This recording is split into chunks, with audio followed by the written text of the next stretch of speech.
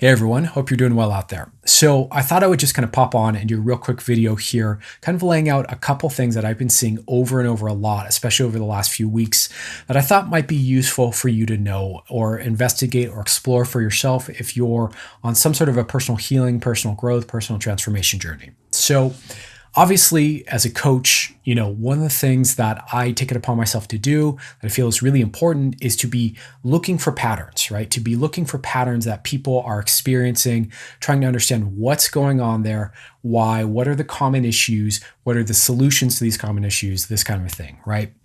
And as it stands right now, I get hit up a lot from people, wanting help who are, maybe sliding in my DMs, just letting me know what's going on with them, or people on strategy calls with me, or, clients that I'm working with. And what's emerged out of all of these conversations are a couple key points that I want to share with you so that if you feel like, tell me if this is familiar, you're stuck in your process of healing.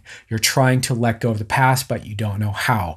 You are, wanting to level up at some place in your life, some area of your life, but you're stuck and you don't know how.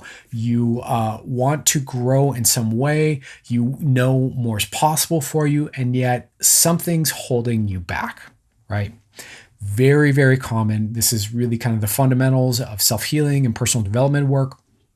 And I wanted to just kind of, like I said, point your attention in a couple different directions for what it might be inside of yourself to look at. Okay. So I'm going to just rattle these off here. So the first one is self-judgment, right? So, and what I mean by self-judgment, what I mean specifically is self-judgment about having the issue in the first place, or self-judgment against the part of us that has the issue, right? So it often goes like this. I see this all the time with people. They come in and they have an issue. Maybe it's social anxiety, maybe it's depression, maybe it's, I can't get over this phobia, maybe it's I can't, ask for a raise at work, whatever the thing is. They come to me and they say, hey, I've done a bunch of medicine work. I've taken the mushrooms. I've done the ayahuasca. I've taken the LSD. I've done the MDMA. I've done what I thought was some good healing work, but I'm still hung up with this thing, right? And they're frustrated with themselves and they're upset with themselves that they still have the issue. And what I'd like to suggest to you is that this kind of self-judgment about the issue is part of what keeps it stuck and in place. So if you think about it like this, there's a part of you that is judging having the issue, that's upset about having the issue, angry about the issue, wants the issue to be gone, wants to overcome it, wants to blast it out of the water, blow it away. There's all kinds of crazy, strong, sometimes violent language that we use to describe this feeling of wanting to just be done with the issue. Then on the other side, there's some part of us, or maybe multiple aspects or parts of us, or maybe just in general, a deeper aspect of us that holds whatever, the fear, the pain, the anxiety, the worry, the pattern of the issue itself, right? And when these two aspects of us, the self-judgment, self-referential, is judging the part of us that has the pain, the wound, the issue, we are in self-conflict. Right? We are fighting against ourselves, right? And it's like using one hand to punch the other hand. We feel the pain on both sides of that.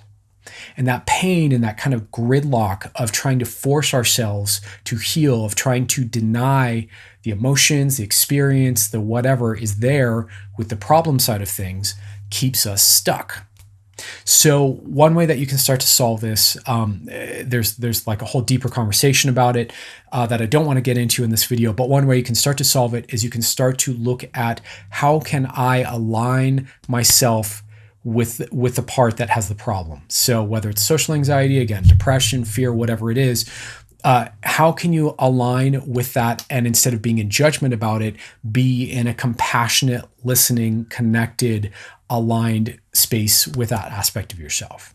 How can you show that part of yourself respect, curiosity, openness, a willingness to work with it, a willingness to listen, a willingness to self-soothe, a willingness to care about what it cares about, right?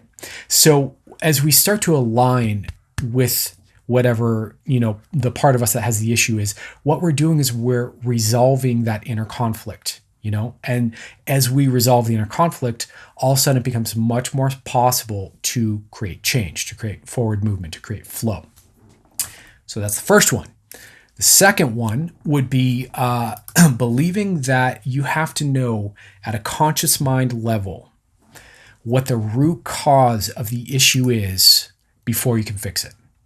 So again, this seems really normal, really natural, right? I have an issue. I want to know what it is. I want to know why I have it. Where did it come from? What's the root cause here? What really is the real problem I have? And when I know that, I'll be better. It'll all heal, right? Now, this is a whole other large conversation that gets into, well, what is root cause and how do we know we found root cause and a bunch of other stuff. But for simplicity's sake, I want to just offer you the idea that I've seen a lot of people heal without knowing the root cause, at least at first. Okay, so you may not need to know the root cause in order to heal. In fact, I'm sure you don't. And sometimes being hung up on that and trying to force that to happen when it's just not coming, when you just can't find the answer, when you don't know what the memory that you're repressing is that's going to make the difference or what have you. If you're hung up there, I would encourage you to just start doing the healing work. And what I find a lot happens is that when I'm working with a client and we just get into healing it, we don't worry too much about what the root cause is yet. It comes out as the healing is happening. So a lot of times what happens is a client starts to heal, they start to feel some shift, some change, something inside is kind of bubbling up in a new way, an aha moment, and then boom, they understand and they remember and it all comes back in a flash and they're like, oh, whoa, never would have thought of that. I had no idea that's what it was. But the thing is, you can't necessarily get there by trying to force yourself, right? So I want to just encourage you, if you're stuck, to look at these two things. Do you think that in order to heal, you have to rationally, consciously know with your logical mind what the exact root cause was first? Because it may be the other way around, that you need to heal first and then you'll get the understanding. And the other thing is, are you in self-judgment? Are you fighting yourself? Are you in inner conflict about whatever it is that you want to heal? And consider, like a Chinese finger trap, is the tension of fighting yourself about that perhaps what's keeping it in place? And what would happen if you just showed the aspect of yourself with the problem a bit of compassion, a bit of understanding, a bit of open-mindedness, a bit of patience, a bit of love, a bit of reassurance, a bit of willingness to dialogue, right? I can explain more about this. That's a whole, a whole other topic that we could talk about. But I just want to kind of come on here and share this with you because, again, these are two things where people get really hung up. We have, in general, I think when it comes to whatever personal development, healing, personal growth, therapy, what have you, our own psychology, we have a lot of these kind of assumptions in the culture, a lot of these kind of mimetic beliefs that we've accumulated about what it means to heal, what it means to transform, what it means to grow. And I think a lot of those are often misconceptions. And a lot of those are often projections and assumptions that we're operating from, thinking that, this must be how it's going to be. It's like assuming how driving from point A to point B is going to be and what all the conditions on the road are going to be like and how it's going to look exactly. It's not really the case, And so I just want to put that out there for you. So again, if you're feeling stuck, look at, if you're in self-judgment, look at if you are, assuming that you need to rationally and consciously know first, and maybe consider trying to soften both those positions and work with yourself. Obviously, if you need help with this kind of thing, my contact information is down below. So you're absolutely invited to book a strategy call with me or just get in touch, email me or whatever. We can talk about it more. But I just want to share that with you because I feel for all these people I see that are stuck. And this is so often, if we unpack it, where the stuckness is. So anyways, big love to you all. Thanks for watching. I'll see you guys soon. Take care.